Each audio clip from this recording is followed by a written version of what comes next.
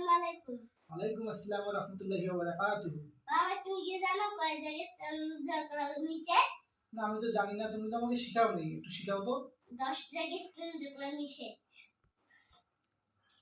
মানুষ চলাচলের রাস্তায়, ছায়ার ফলের গাছের নিচে ও সুকসরের স্থানে, গর্তের ভেতরে, কবরস্থানে, দাঁড়িয়ে বা হেঁটে, বিনোদনে পানিতে, ঘরে বা বিছানায়, মসজিদ বা ঈদগাহতে, জনসম্মুখে।